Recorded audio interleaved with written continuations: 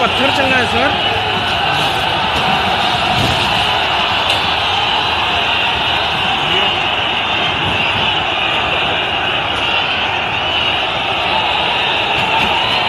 ये भाग रहा है।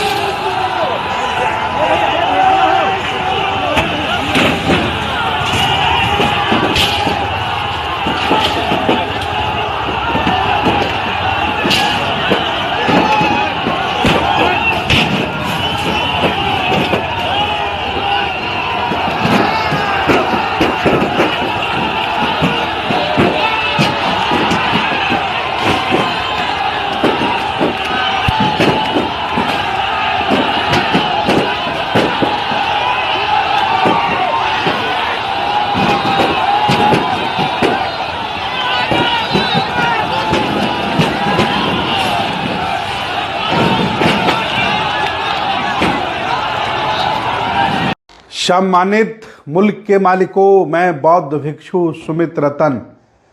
पूरी दुनिया देख रही है, पूरा भारत देख रहा है जिस तरह से उत्तर प्रदेश की सरकार इलाहाबाद प्रयागराज के छात्रों का दमन कर रही है।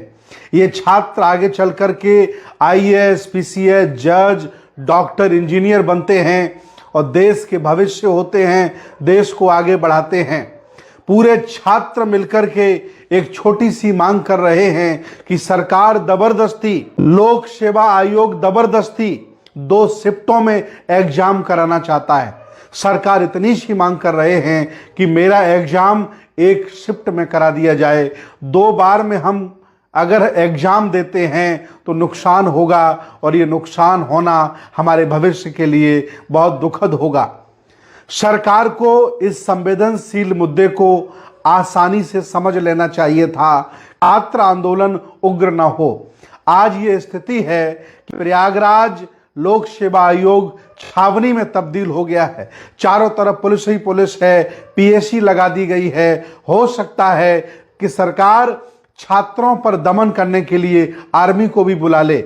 मैं दावे के साथ कह रहा हूं कि अभी सरकार बहुत दमन करेगी, क्योंकि सरकार ने इससे प्रेस्टीज इशू से आंदोलन को जोड़ लिया है।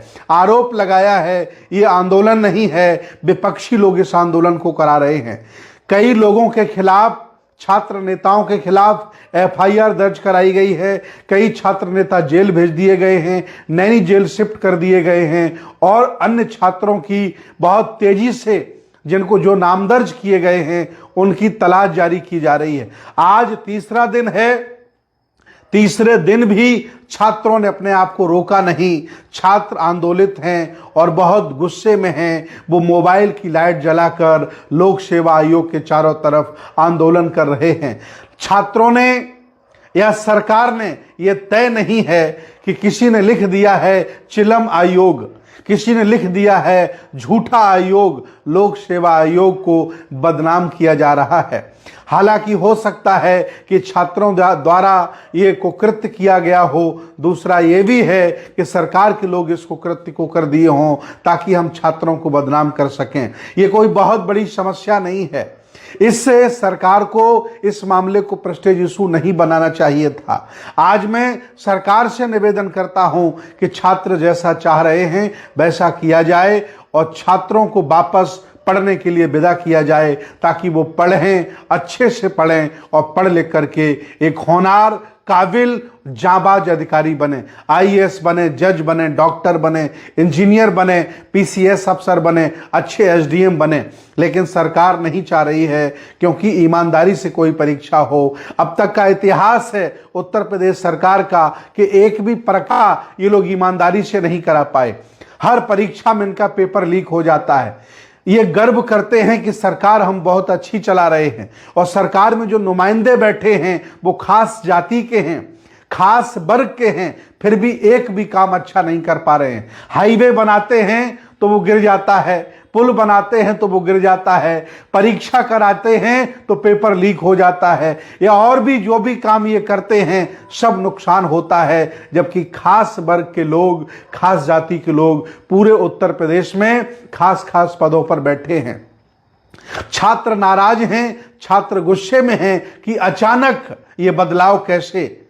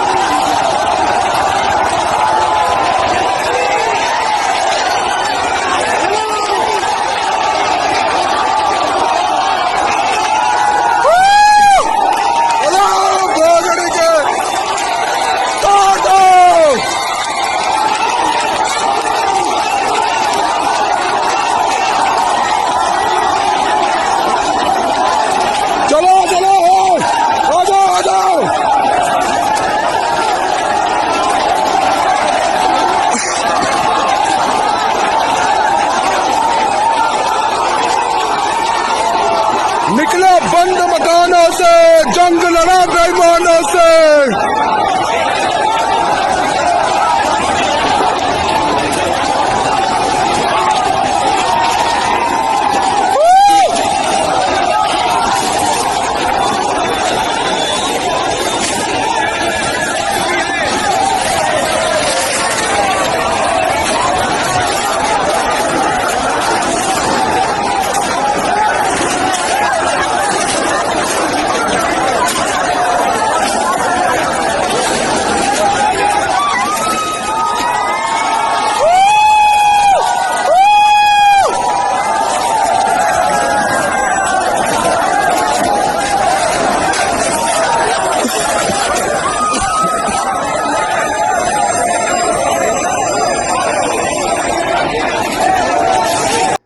ये हमारे साथ अन्याय है, अत्याचार है। और मैं भी ये निवेदन करता हूं, आज पूरे देश के सभी जिंदा जागरूक लोगों से मैं अपील करता हूं कि इस विषम परिस्थिति में सभी नेताओं को, सभी अधिकारियों को, सभी बिजनेसमैन लोगों को, सभी सामाजिक लोगों को और सभी धार्मिक लोगों को छात्रों का साथ देना चाहिए और सरकार को झुकना चाहिए।